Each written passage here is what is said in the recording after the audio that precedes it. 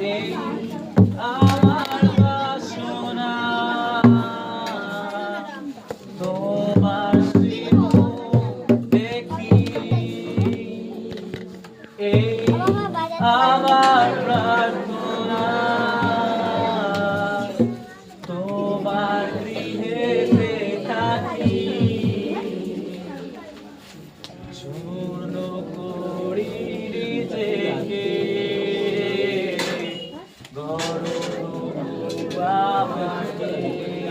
সবাই একসাথে বলবো, চূর্ণ করি নিজেকে, আমাকে ছুঁয়ে নাও, ছুঁয়ে নাও প্রভু আমার, বদলে যাও যিশু আমার, সবাই একসাথে ছুঁয়ে নাও প্রভু আমার, বদলে যাও যিশু আমার, ছুঁয়ে নাও প্রভু আমার, বদলে যাও যিশু আমার, ছুঁয়ে নাও প্রভু আমার, বদলে যাও যিশু আমার। হালেলুয়া, ধন্যবাদ। হ্যাঁ পিতা, ছুঁয়ে নাও প্রভু তুমি আমাদেরকে, তোমার ছোঁয়া আমাদের সব রোগ থেকে চাঙ্গা করে, তোমার ছোঁয়া আমাদের সব পাপ থেকে উদ্ধার করে প্রভু। প্রভু আমাদের সেই উন্ড, সেই ক্ষত বিক্ষত আমাদের শরীর হয়ে গেছে, সেটাতে তোমার ছোঁয়া যদি পড়ে তাহলে সেটা পুরো নতুন হয়ে যায় প্রভু। প্রভু তুমি আমাদের সঙ্গে থাকো প্রভু, আমরা তোমার সন্তান পিতা প্রভু, তোমার সেই অধিকারের সাথে আমরা তোমার কাছে এসেছি আর তোমার কাছে প্রার্থনা করি, তোমার কাছে আরাধনা করো প্রভু। তুমি আমাদের সঙ্গে থাকো, আমাদের প্রত্যেককে স্পর্শ করো প্রভু। তুমি এক একজনকে তুমি নাম ধরে ডেকেছো প্রভু, আর প্রভু সেই স্বর্গ রাজ্য থেকে তুমি তাদের উপরে নজর রেখেছো খুদাবান আব্বা। প্রভু সেই অগ্নিতে তুমি আমাদেরকে অভিষেক করেছো প্রভু, তোমার বাক্য বলে তুমি আমাদেরকে ताजे तेल से मस्सा तूने किया है परमेश्वर, तूने ताजे तेल से मस्सा किया है खुदावन अब्बा। और प्रभु हम लोग आगे पुराने जैसा नहीं रहे परमेश्वर, हम लोग नए बन के चुके पिता, আমরা নতুন হয়ে গেছি প্রভু।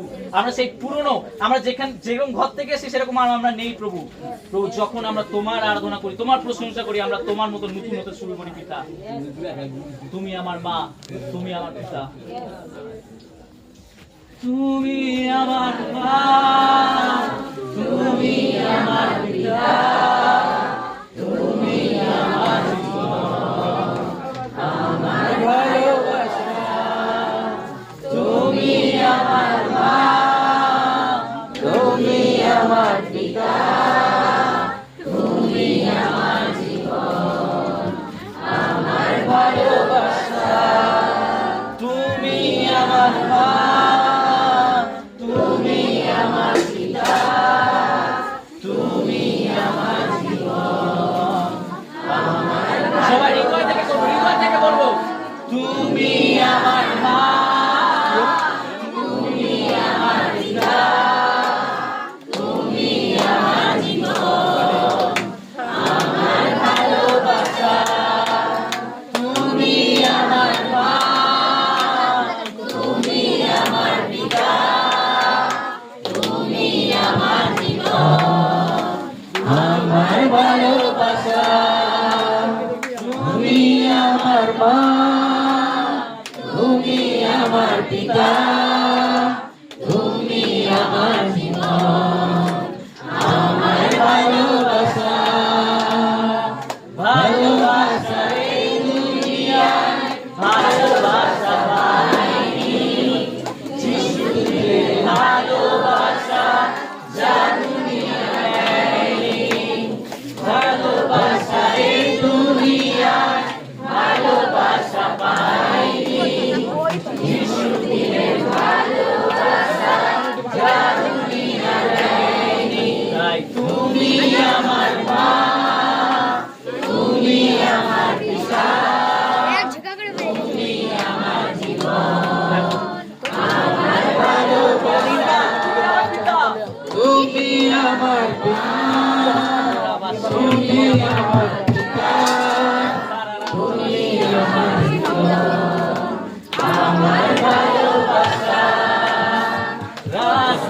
রাস্তায় শুধুই আমি ঘুরেছি, চোখের জলে একা একা পেয়েছি। রাস্তায় রাস্তায় শুধুই আমি ঘুরেছি, চোখের জলে একা একা পেয়েছি।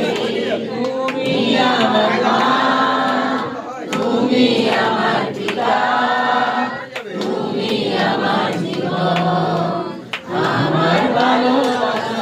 জোরে জোরে, তুমি আমার মা, তুমি আমার মা, তুমি আমার পিতা, তুমি আমার জীবন, আমার ভালোবাসা।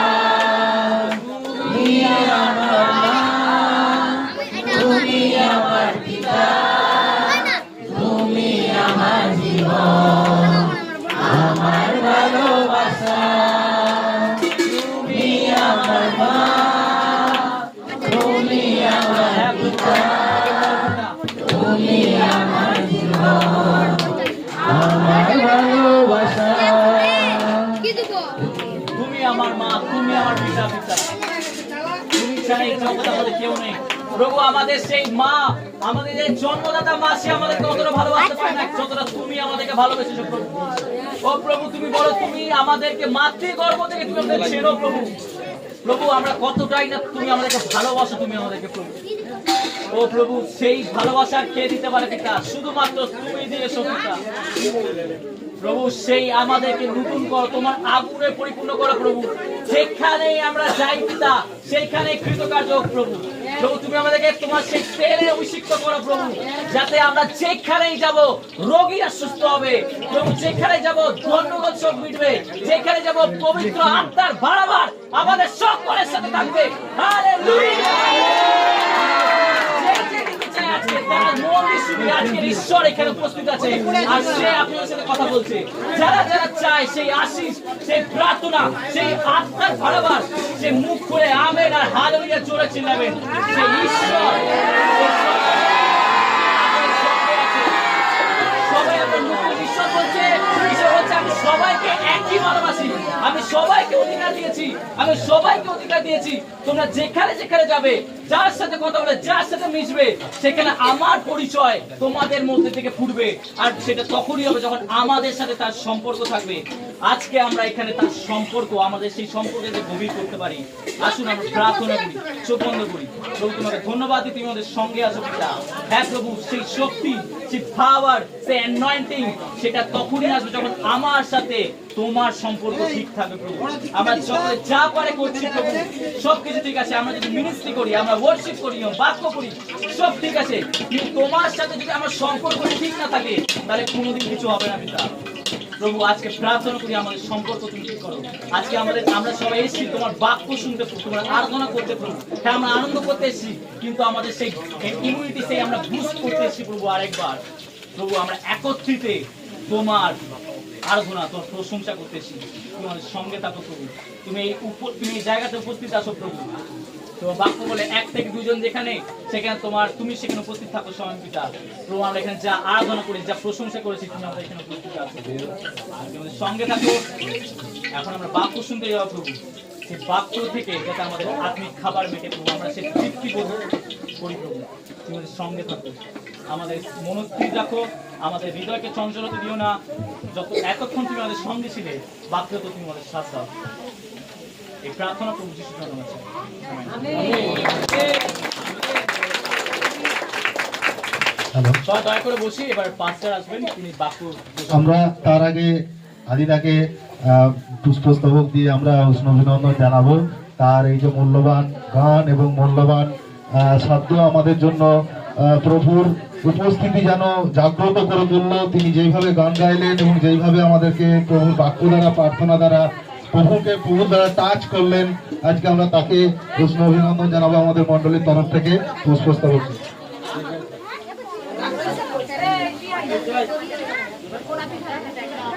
সবাই সবাই চাইবো একটু জোরে হাতে তালি দেন। আদিদাকে পুষ্পস্তবক দিয়ে বরণ করা হচ্ছে।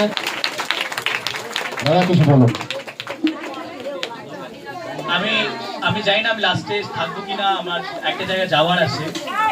তো একটা কথা, ছোট্ট কথা বলবো, এই যে আপনার পালক আছে, এই পালক সত্যি খুব ভালো।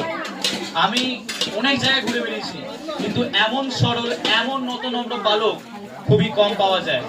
তো দয়া করে নিজের পালককে সম্মান করবেন, নিজের পালককে কোনোদিন কষ্ট দেবেন না, আর পালক যেটা বলছে সেটা শুনুন। আর দয়া করে যে প্রেজেন্সে আমরা গেছিলাম সেটাকে ভঙ্গ করবেন না।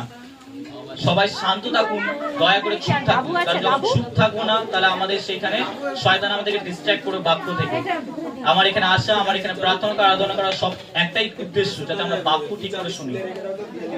মনে থাকবে? হালেলুয়া, হালেলুয়া, জয় শ্রী সবাইকে।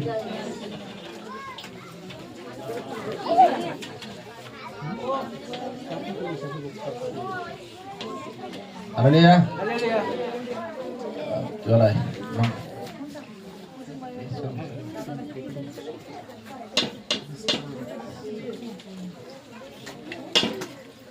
হালেলুয়া। আমরা সবাই ভালো আছি, ভালো আছি, কিন্তু খিদা আমাদের পেয়ে গেছে। Hallelujah, hallelujah.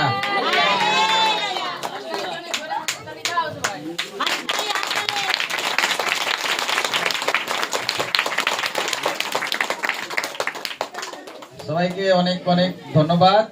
আর কি বলা যায়, আমার পরিচয়, আমার নাম নেপাল দাস।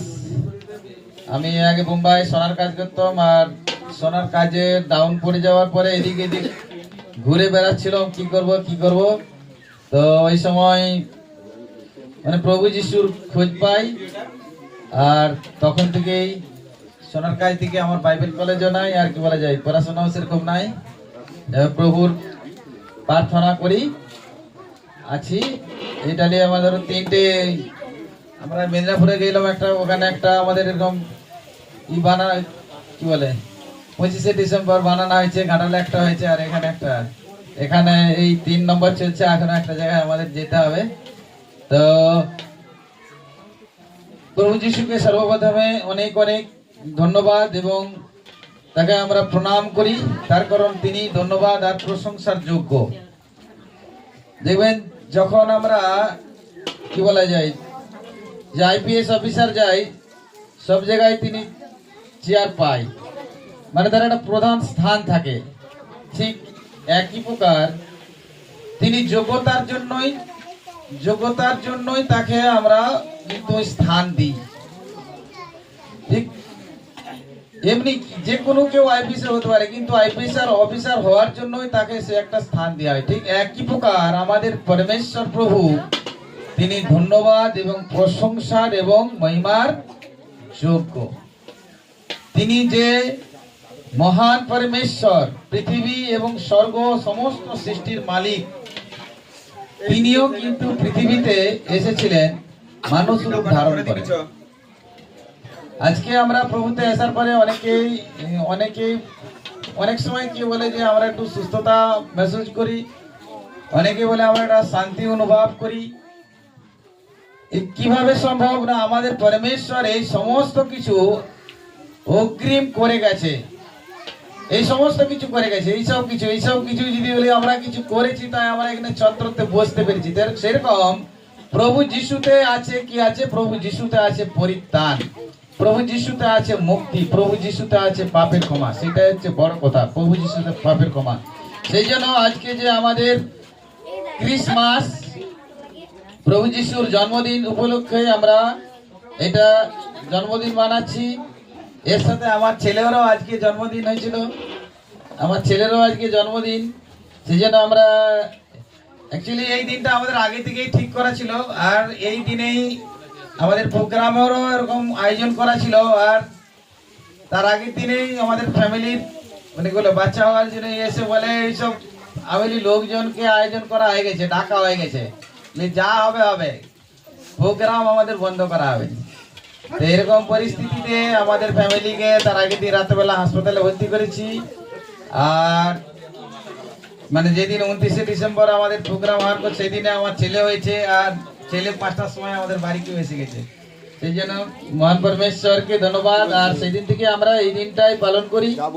যেমন এখানে কেউ বলছিল 25শে ডিসেম্বর প্রভু যীশু খ্রিস্টের জন্মদিন, এরকম লেখা নাই। প্রভু যীশু খ্রিস্টের জন্ম হয়েছে খ্রিস্টাব্দ তবে থেকে শুরু। খ্রিস্টাব্দের পূর্বে প্রভু যিশুর ছিল, কিন্তু খ্রিস্টাব্দের দিকে যীশু খ্রিস্টের জন্ম তারিখ তো বাইবেলে কোথাও ঠিক নাই। তো আমরা যে কোনো দিন আমরা জন্মদিন পালন করতে পারি, যে কোনো দিন আমরা তার প্রার্থনা করতে পারি। তার কারণ এরকম আমাকে একদিন কেউ প্রশ্ন করছে, বলছে বাবা আজকে বৃহস্পতিবার, আজকে আর সকাল থেকে 4 দিন সব পরিষ্কার পরিচ্ছন্নতা রাখতে হয়। বৃহস্পতিবার খালি সাফ করতে হয়, বাকি শুক্রবার কি করতে নাই? প্রতিদিন আমাদের পরিষ্কার পরিচ্ছন্নতা রাখা দরকার। প্রতিদিন আমাদের পরমেশ্বরের উপস্থিতিতে আমাদের থাকা দরকার। প্রত্যেক দিন প্রভুর সান্নিধ্যে থাকা অবশ্যই প্রয়োজন। প্রভুর উপস্থিতি ছাড়া, প্রভু ছাড়া আমরা কিছু করতে পারিনি। আমার এখানে জায়গা কি বলে দাঁড়ানো আমার যোগ্যতা নাই। আমার পড়াশোনা 3 ক্লাস, ঠিক আছে, 4 ক্লাসও আমি পড়িনি। তো পরমেশ্বর অনুগ্রহ করেছে, তার দয়াতে এই জায়গায় দাঁড়াতে পেরেছি। আজকেও অনেক যারা এসছে দূর দূর থেকেও, তাদেরকেও আমার আন্তরিক ধন্যবাদ। তাদেরকেও বড়দের প্রণাম, ছোটদের ভালোবাসা জানাই। আজকে যে বাক্য বলবো, বেশিক্ষণ বলবো নি, 15-20 মিনিটের মতোই বলবো। কারণ বাক্য আজকে যে বাক্য লিয়া আছে যে যোহন 10 অধ্যায় তার 10 পদ। আমাদের সহজ বাইবেলে লেখা আছে, চোর কেবল চুরি, খুন ও নষ্ট করবার উদ্দেশ্য নিয়ে এসেছে। আমি এসেছি তারা যেন জীবন পায়, আর সেই জীবন যেন পরিপূর্ণ হয়। Hallelujah, hallelujah, hallelujah. আমাদের বাইবেলে একটা সহজ বাইবেল আমি পড়ি। চোর কেবল চুরি, খুন ও নষ্ট করবার উদ্দেশ্য নিয়ে জন্য এসেছে। আমি এসেছি যেন তারা জীবন পায়, আর সেই জীবন যেন পরিপূর্ণ হয়। Hallelujah, hallelujah, hallelujah. এটা হলো ঈশ্বরের বাক্য। Hallelujah, hallelujah. আর প্রার্থনা করি, এই বাক্যটাই আজকে ঈশ্বরের বাক্য। প্রার্থনা করি।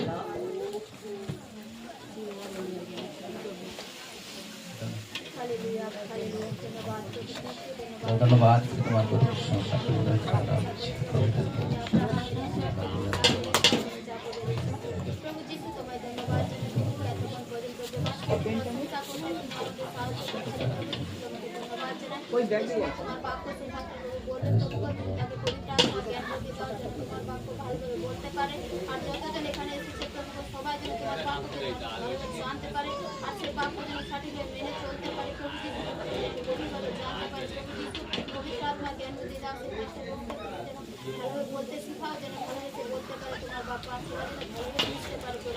এখন থেকে শেষ পর্যন্ত তুমি আমাদের সঙ্গে থাকো। এখন থেকে শেষ পর্যন্ত তোমার পবিত্র আত্মা দ্বারা সেই কাজগুলোকে পরিচালনা করো। আর যতজন এখানে আছে প্রভু, সবাইকে তোমার পবিত্র আত্মা দ্বারা পরিচালনা করো এবং সাহায্য করো। ধন্যবাদ জানাই, ধন্যবাদ নির্দেশের প্রার্থনা প্রভু hallelujah, hallelujah, hallelujah, hallelujah, hallelujah. তাহলে প্রভু যিশু কিসের জন্য এসেছে বলেন? প্রভু যিশু কিসের জন্য এসেছে? চোর এসে কেবল চুরি, হত্যা ও নষ্ট করার জন্য। প্রভু আর আমি এসেছি যেন তারা জীবন পায়, আর সেই জীবন যেন পরিপূর্ণ হয়।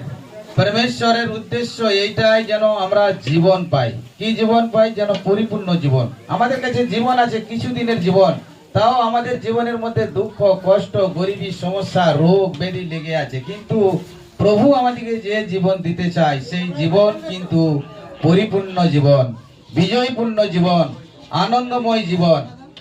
এই জন্যে আমাদের কি আছে? প্রভুর কাছে উপস্থিত। এই জন্য আজকে যে আমরা 25শে ডিসেম্বরে, এই জন্যে আমরা একজন দুজনকে প্রভুর কথা আরো বলতে পারি, প্রভুতে আমরা তাদেরকে আহ্বান করতে পারি।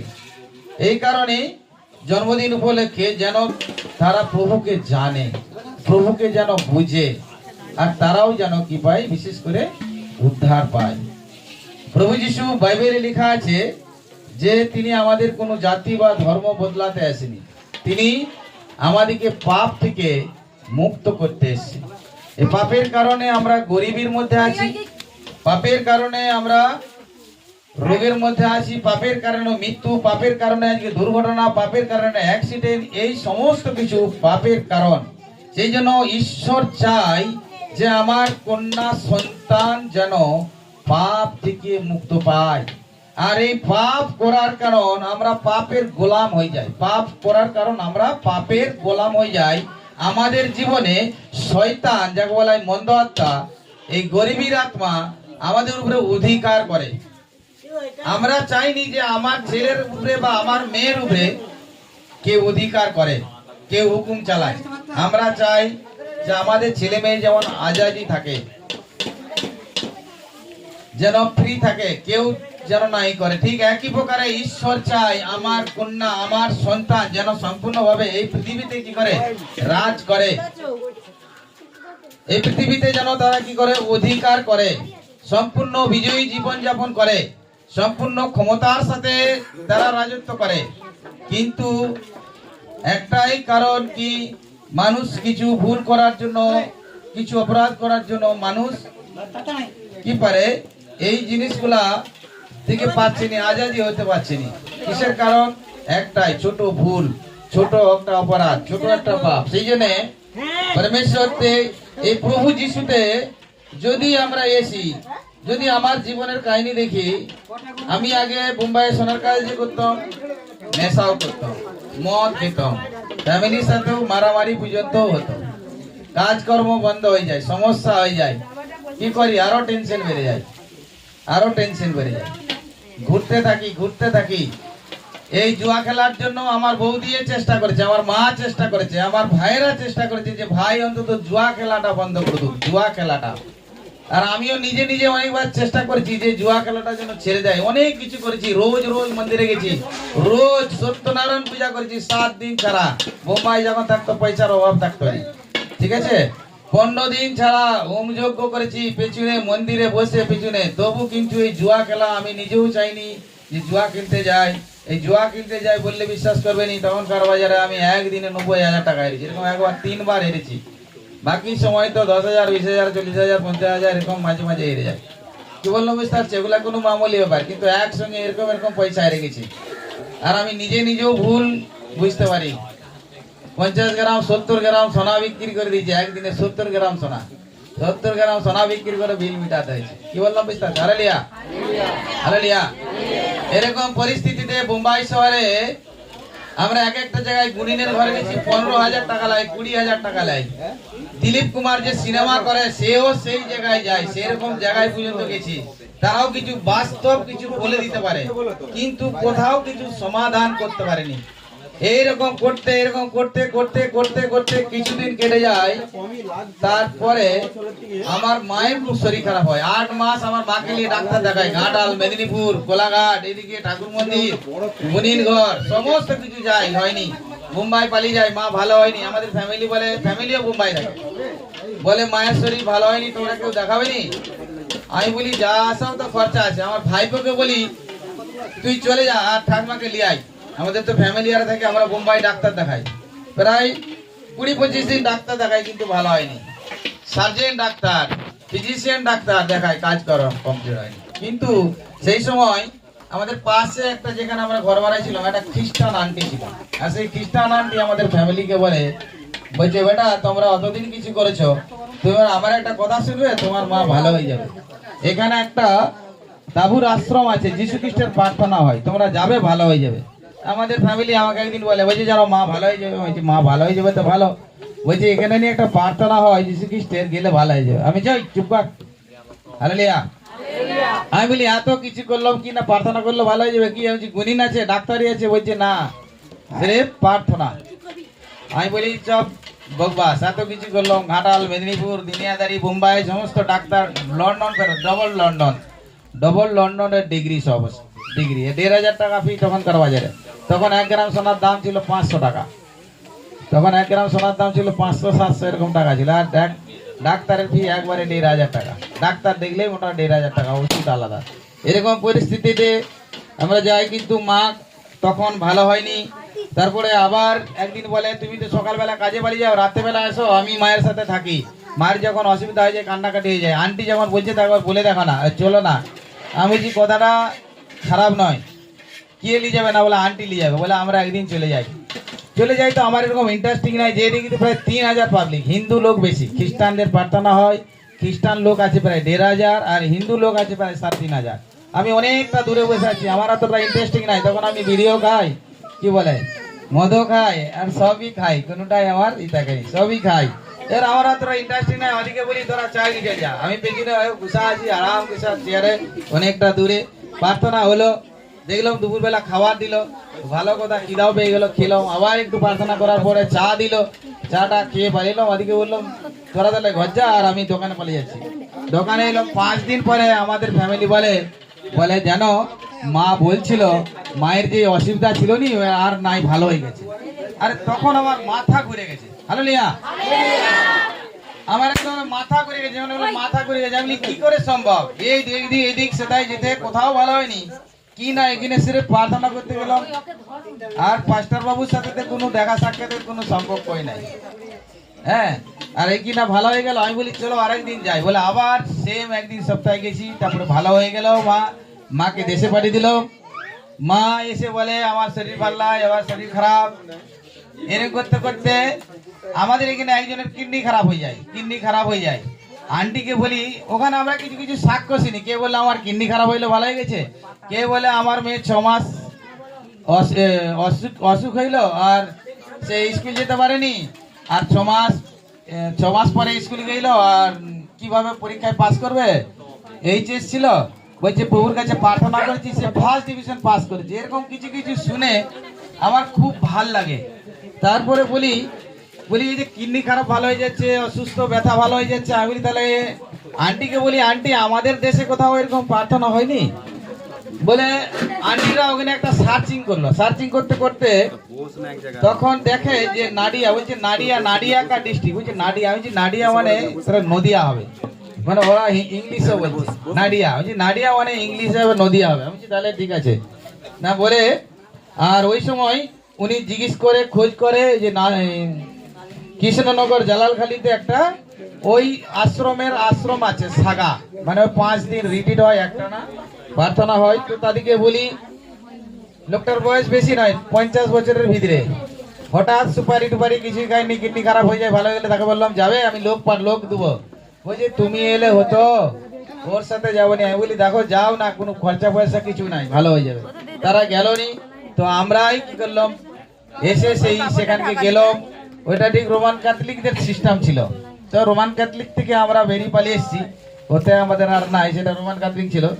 তো ওখান থেকে আমরা ওখানেও নদিয়াতেও গেলাম, আমাদের এখানেও কিছু কিছু নিয়ে গেল। আমাদের বড় বৌদির খুব শরীর খারাপ হইলো, সে এবারে আমার দাদা